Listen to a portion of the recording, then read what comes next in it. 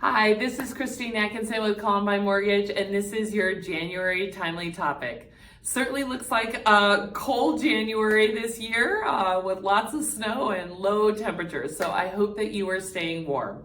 One of the things that people do at this time of year is set goals for the upcoming year.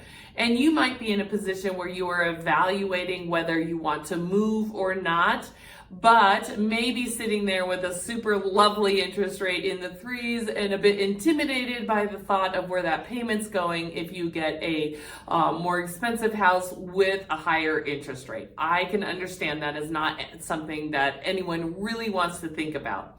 I would challenge you to do a couple of things to take a more holistic view of that. The first thing is to kind of take a look at all of your debt obligations. And so when we're talking about that, we're really focused in on your credit cards, your auto loans, any personal loans, home equity lines of credit, and then of course student loans out there. Find out how much you owe on those across the board, and then also what the interest rate you're paying. I know it's not going to be fun to look at those credit cards in the 20s right now, but go ahead and take a look at that. Because what we want to come up with is your total monthly payment obligations and also a weighted average interest rate. I am happy to help with that. I have a really great debt consolidation tool over here that can churn that out for you really quickly. Once you have that, the next thing to think about is just generally what you think you could sell your house for. Obviously, reach out to a realtor. If you are working with them, they can give you a great sort of feel for what that would be worth.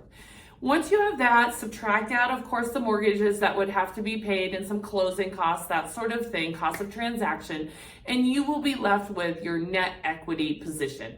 Across the United States, this number is a shocking 300,000. So, and Denver is no exception in our market here. We have seen some solid appreciation over the last years. Yours may not be 300,000, but take a look and see, you probably do have some sizable equity out there.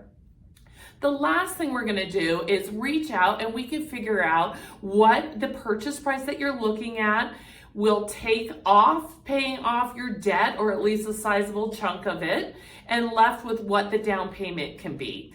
Even if it's less than 20% down, mortgage insurance is really not very costly these days, especially if you have good credit. So then what we can do is at the end of the day, evaluate, okay, I'm sitting here in this house, which isn't perfect for me anymore for one reason or another. I can move into a house that better fits my needs, pay off my existing debt. I'll feel fantastic about that. I'll be in a new place which I can move forward with.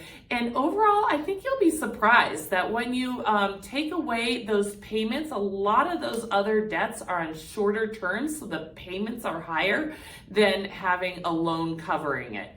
So you'll be able to really evaluate, here's my current debt monthly obligation, here's my new one, and you might be pleasantly surprised that it isn't higher or maybe even lower.